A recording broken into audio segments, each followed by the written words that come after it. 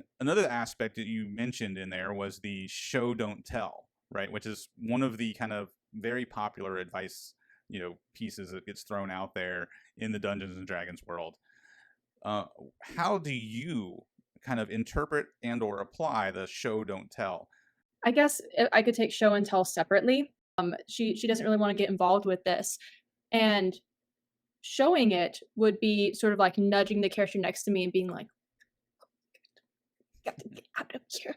And so sort of like asking yourself, and this was the hardest part for me to learn and still can be sometimes, how would I actually behave if I was in this situation as Mhm. this character? And then getting into having to reflect back on what they're like, what, their main personality traits, fears, goals, desires. When in doubt, just boiling it down to one or two emotions and Mhm. saying, how do you play those emotions rather than how do you play this whole scenario? That's a really good point, right? Because even like when you were using your body language to show like I want to get out of here, right? You're conveying an emotion, like whether that's you know fear or discomfort or disgust, right?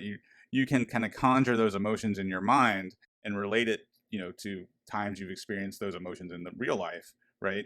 And then convey that at the table, right? Either through the body language, like you were showing, or through the dialogue that you toss out there as your character, what your character says, right? Yeah. And what I was showing was like definitely a very dramatic version of like throwing your hand back and forth, wide eyes.